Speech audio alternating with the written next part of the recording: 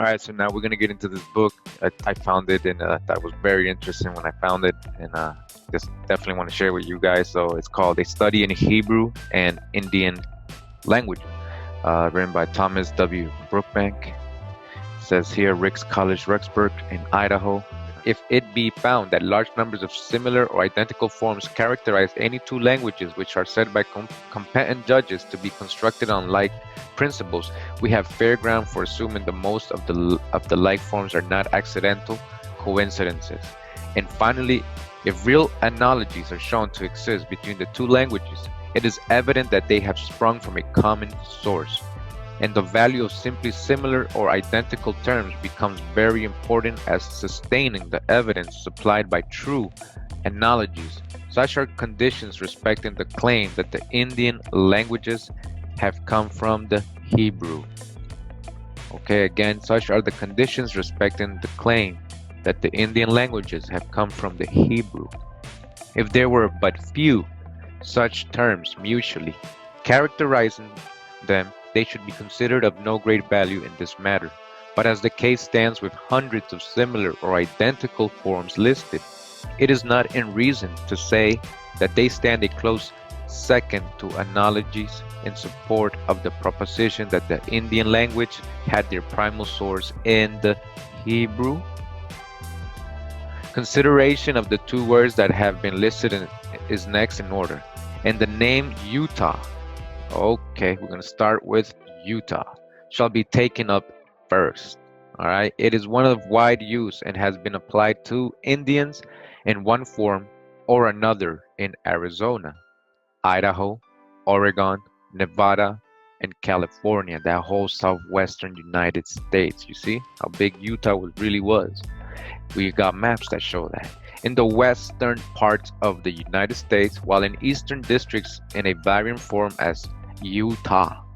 You see that? So on the east, we find the same word, but it just spelled a little different.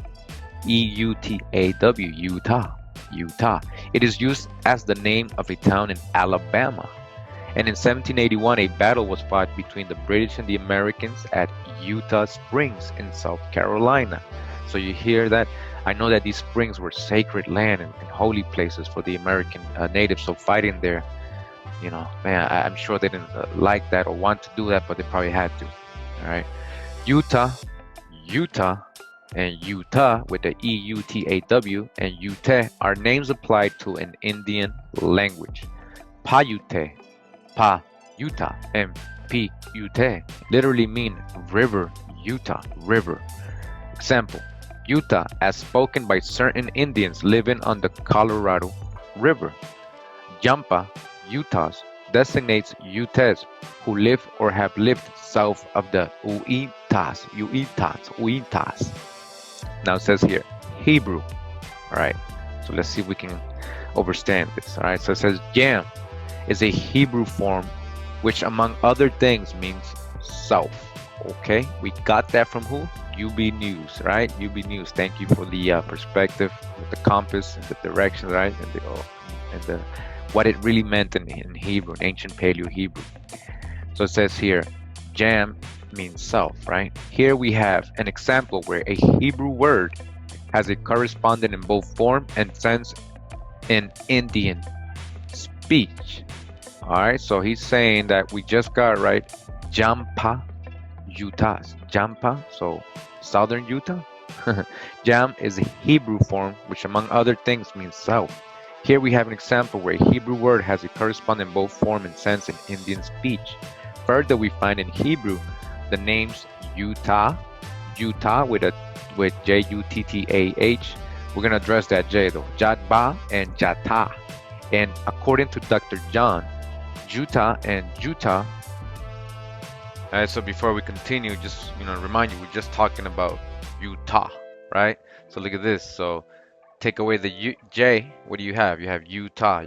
Take away a T, that's Utah, right? So it says Utah, pronounced Utah with a Y. Is a town in Israel identified with modern day Jata. So that's the hijack. Jata. As it says here, Utah, right, was a Levitical city in the mountains of Judah or Jutah, named in connection with Ziph, Jezreel, in the neighborhood of Maon and Carmel. It was allotted to the priest, so it was a Judean town or city, Utah, Judah, right? And we're just talking about Utah, right? Or from Spanish, what? Utah, Y-U-T-A. So just add a T and you get the same name as in the Bible. Name of an indigenous Uto-Aztecan people of the Great Basin, perhaps from Western Apache, which is Yudah, Judah, high, in reference to living in the mountains. Living in mountains? Wait, let's go back. Utah, extended, a Levitical city in the mountains, or hill country of Judah, living in the mountains. People living in the mountains. Utah, Levitical city, right? Joshua 15:55 it says here, or 21:16. Its modern name is Jutta. It is supposed to have been the residence of Zacharias and Elizabeth and the birthplace of John the Baptist, and on this account is annually visited by thousands of pilgrims belonging to the Greek church. But alright, so we're letting you know. So if you're looking for the residence of Zacharias and Elizabeth, you gotta go to Utah. Alright, Utah, Judah, living in the mountains. Levitical city in the mountains. Again, according to Dr. Jung, Utah and Jutta are either of them pronounced as if spelled Utah with a Y, he says. Now, turning to the name Jotba, which is found alphabetically in place in the body of the concordance, we are there told that Jotba is the same as Utah, an ancient town in Judea. Whoa! Utah, an ancient town in Judea, now called Jata, which is no faraway variant of Jata or Jutta. Again, what we gotta get up here, Jutta, look at that, Jutta, alright? The meaning of Jotba is given as excellent for water, And we know that whole area right there was very watered back in ancient times. All right. We know they're building dams and they're, making deserts, creating deserts and, stopping the flow of certain rivers. But that whole area there was watered, well watered. We know the Salt Lake. We know there was an ocean there.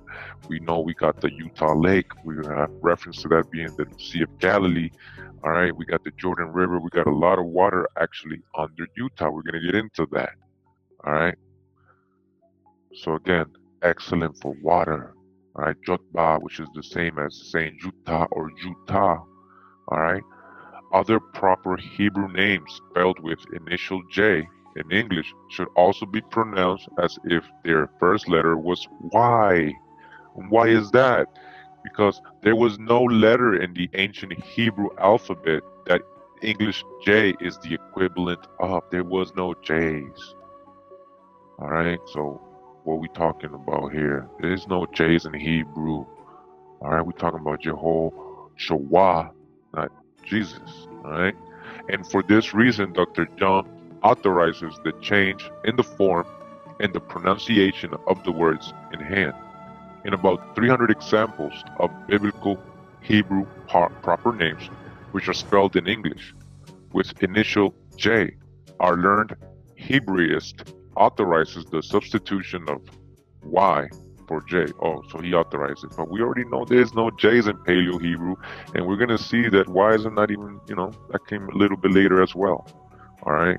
We have more of Wa, Wa, Wa. The Wa, Wa, instead of the Ja. All right? In this proper form, Jata, Jata, Jutta, and Yutta are close variants of one another. Jutta, Jutta, Jotba, and Jata all being names applied to the same place. All right, these are all the same, and thus evidently having the same meaning. We see how appropriately this state has been given the name which it bears, namely Utah, which, as already observed, means excellent for water. All right, within its boundaries there is a large inland sea. Inland sea. There's a large inland sea. We're talking about a Dead Sea, right? Inland sea. Several freshwater lakes of fair size, many smaller ones, while a number of rivers are fed from its mountain ranges, and numerous small streams course down its canyons and make fruitful the rich soil. We're talking about Kemet, rich soil, black soil, rich soil. Doesn't mean a specific location. Of its valleys, and when the very excellent quality of its drinking water is taken into consideration. Also, who can think of a more appropriate name for this member of the American Union than Utah, which is short for excellent for water? At present, white people and likely Indians also use the name Utah without reference in a single instance to its ancient meaning. But it is evident that the Hebrews in Judea thousands of years ago had it. All right, it's evident so they had the word Utah is what he's telling you, and it was a city that was basically a place, an excellent source for water. All right. with an inconsequential difference in orthography, and then gave to it a meaning which makes it so remarkably fitting to advertise in a single word certain natural conditions or resources of great value with which Utah is blessed. It is remarkable that the Indians have preserved the ancient form of the name in what is essentially purity. All right. All right, so before I continued, we were just talking about Utah, right? We saw what it meant, excellent for water, right? Excellent water, place with excellent water, right? So it says here, Department of the Interior, United States Geological Survey, Charles D. Walcott, Director, underground water in the valleys of Utah Lake and Jordan River, Utah. Underground water, all right? Excellent for water. We're not making any of this up, all right? This is written in 1906. All right, so it says here, look at all the contents. So it says here again, underground water in the valleys of Utah Lake and Jordan River, Utah. Jordan River. All right. The valleys Well, it says this is by G.B. Richardson. It says the valleys of Utah Lake and Jordan River are situated in north-central Utah, in the extreme eastern part of the Great Basin. The lofty Wasatch Range, the westernmost of the Rocky Mountain system, limits the valley on the east, and relatively low basin ranges, the Oquirrh Lake and East Tintic Mountains, determine them on the west. The valleys trend north and south and are almost separated by the low east-west Traverse Range, the slopes of which constitute a dam for Utah Lake, which drains through the Jordan River to the Great Salt Lake. Again, all right, so let me explain this. So we've been able to see a lot of correlation with the Utah Lake, the Jordan River, and the Great Salt Lake, meaning with the Sea of Galilee as the Utah Lake, the Sea of Galilee, because the Sea of Galilee actually also drains. If you go to the biblical verses, it drains from the Jordan River to the Dead Sea. The Dead Sea, right? A salt sea. Well, it does the same here in Utah, right? So it goes from the Utah Lake, the Jordan River, to the Great Salt Lake. It empties into that, just like in the biblical scripture that the Jordan River does as well, from the Sea of Galilee to the Dead Sea. The area under consideration is the most populous and flourishing part of the state. Salt Lake City and Provo, the first and third cities in the state, and many other thriving settlements are there located. At Bingham Junction and Murray, a number of smelters treat the ores from nearby mines, but agriculture is the main industry. Water for irrigation is supplied by mountain streams, and intensive farming is successfully pursued. The practice of irrigation was begun by the Mormon pioneers in 1847 and has been discussed in several publications. Little attention, however, has been given to the underground water resources. Little attention. You think it's a desert over there, right?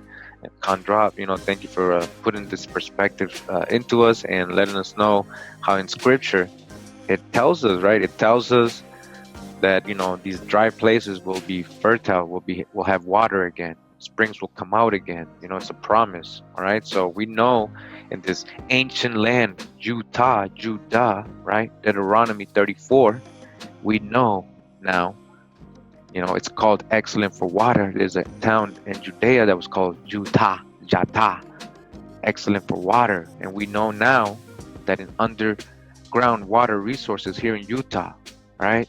There's a lot. And so far as the writer is aware, they have not before been described. The present paper outlines conditions of currents of the subterranean waters and describes their development in the valleys of Utah Lake and Jordan River. All right, so this book, I'm not going to read it all, but it goes into a lot of detail in this. I'm going to leave the link there.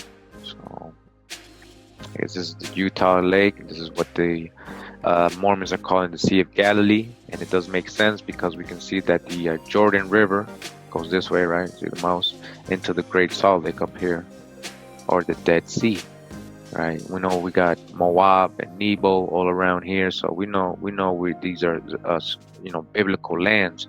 We can see Cedar Valley. We know about the cedars of God and Lebanon, place of whiteness. We know Aslan is in Utah. Aslan is the mythological place, origin of the Aztecs, the Mexica, and it also means place of whiteness. So we are putting the dots together, fam. So we gotta just know this, and we gotta keep researching. We gotta help each other, and whatever anybody finds, share it with everybody else, so we can get this going, a lot stronger. Get the correlation, get the evidence recorded. All right, put it all together. Yeah, so a lot of research in this book. Definitely shows how much water is underneath Utah, just waiting to spring up, waiting to water the valleys here. And this drawing, this map shows here, says explanation: area in which groundwater lies within 10 feet of the surface. Within 10 feet, all this, these lines. Look at all this water around Utah Lake. All right, and it says area in which groundwater lies deeper than 50 feet below the surface. Deeper than 50 feet. And it says base of mountain, approximate position of the Bonneville shoreline. So this is the old ancient lake called Bonneville that was here. There was 2 ancient lakes here, and I think the last one was the Bonneville one. And I'm not reading the book, but here's the diagrams, the maps. There's another one, Great Salt Lake. It says here, Williams L, Salt Lake City, and you see this diagram where it says here, area in which flowing wells are obtained. So anywhere on these, you can get wells. You can dig a well and get water. whoever has land here, has good land, they can get water, fresh water. Base of mountains is the approximate position of the Bonneville shoreline. Wells, the record of which are shown on plate 5. So there's a well here, I guess. All these dots, there's wells all over these dots. All right, so again, we're in the book back, A Study in Hebrew and Indian Languages by Thomas Brookbank. And what does it say? Yutta, which is short for excellent for water. All right, Yutta means excellent for water. Was this an Eden? Was this one of the original Edens? Was it the original Eden? All right, so isn't it beautiful how we do some, all this correlation like this? We weren't ever looking for stuff like this, but when you start going into it so deeply like this, you start seeing how everything starts fitting together.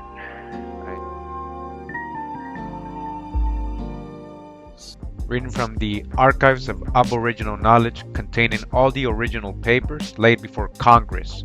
All right, before Congress, respecting the history, antiquities, language, ethnology, pictography, rites, superstitions, and mythology of the Indian tribes of the United States by Henry R. Schoolcraft, LLD, with illustrations in 6 volumes. This is volume 1. And it says here, in regard to the manners, customs, habits of the wild tribes of the Western Territory, a true and more correct type than any I have ever seen may be found in the ancient history of the Jews or Israelites after their liberation from Egyptian bondage. The medicine lodge of the Indian may be compared to the place of worship or tabernacle of the Jews, and the sacrifices, offerings, purifications, ablutions, and anointings may be all found amongst and practiced by those people. The customs of Indian women at certain periods and after childbearing are almost those of the Jewish women. They have to undergo a probation of a certain number of days on all such occasions, besides ablutions and purifications, before they are considered fit to enter on their domestic duties. During this probation they are considered unclean and altogether unfit to enter the lodge or join with the family, which indeed they never attempt, but erect a hut for themselves when they remain the whole time, having their food brought to them.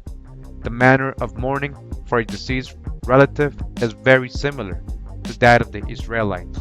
In such cases the men will cast Hawa 1 Chronicles 12:8.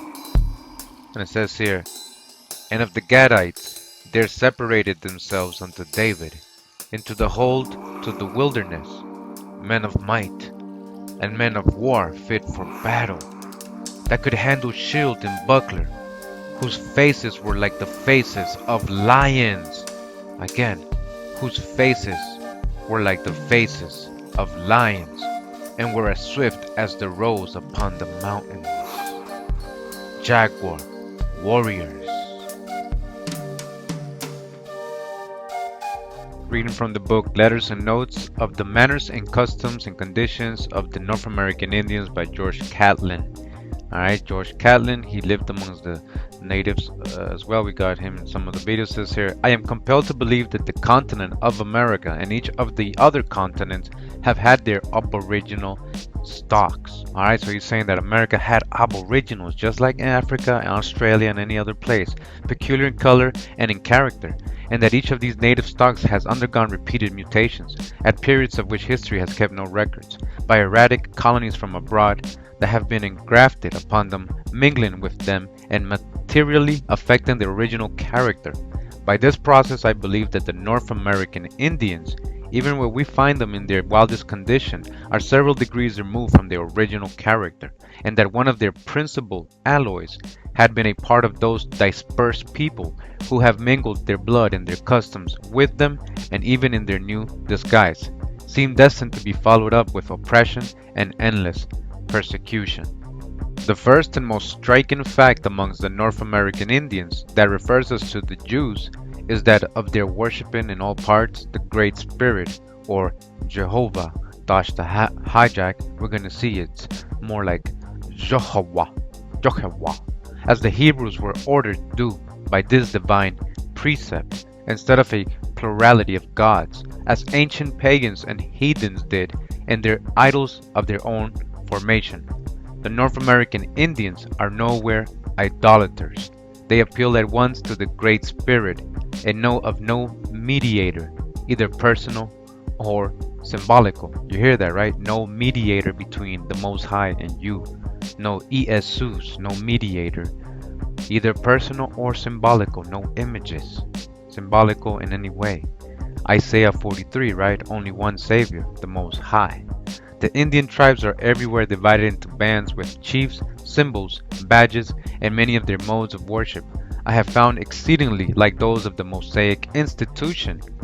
The Jews had their sanctum sanctorums, and so may it be said that Indians have in their council or medicine houses, which are always held as sacred places. As the Jews had, they have their high priests and their prophets. Among the Indians, as amongst the ancient Hebrews, the women are not allowed to worship with the men, and in all cases also they eat separately. The Indian everywhere, like the Jews, believe that they are favored people of the Great Spirit, and they are certainly like those ancient people persecuted as every man's hand seems raised against them, and they, like the Jews, destined to be dispersed over the world and seemingly scorched by the Almighty and despised of man. In their marriages, the Indians, as did the ancient Jews, uniformly buy their wives by giving presents, and in many tribes they very closely resemble them in other forms and ceremonies of their marriages. In their preparations for war and in peacemaking, they are strikingly similar. In their treatment of the sick, burial of the dead, and mourning, they are also similar. Their bathing and ablutions at all seasons of the year as a part of their religious observances, having separate places for men and women to perform these immersions, they resemble again, and the custom amongst the women of absenting themselves during the lunar influences is exactly consonant to the Mosaic law.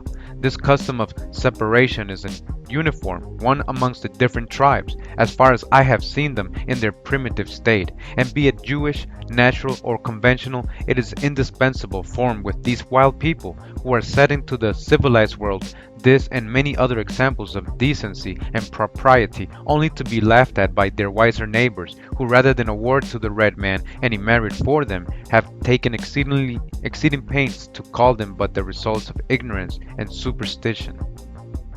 After this season of separation, purification and running water, and anointing, precisely in accordance with the Jewish command, is requisite before she can enter the family lodge. Such is one of the extraordinary observances among these people in their wild state.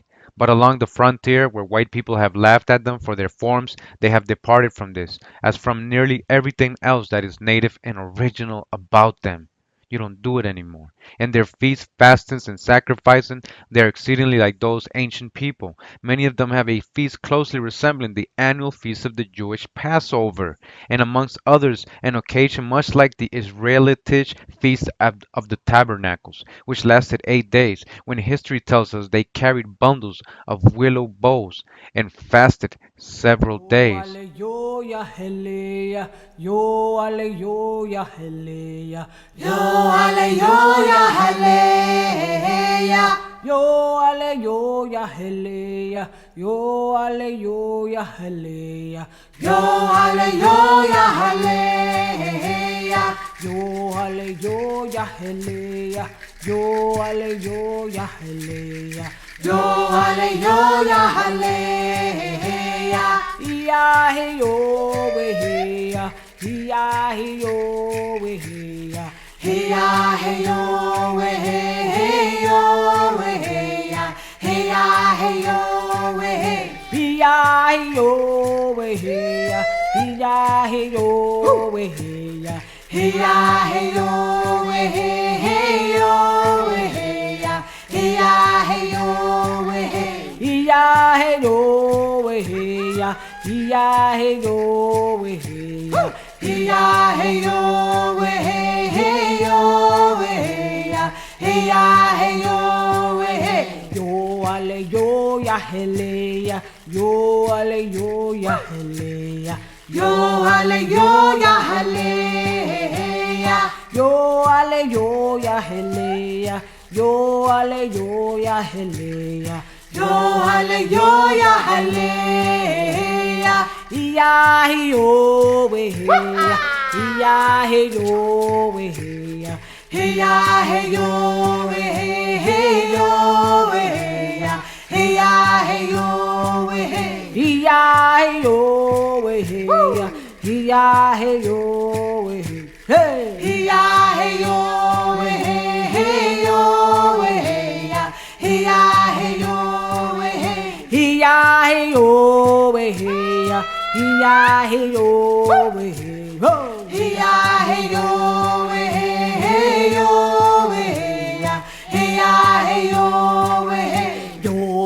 yo ya hele ya yo ale yo ya hele ya yo ale yo ya hele ya hey yo hey ya hey yo ya hey yo hey yo ya hey ya hey yo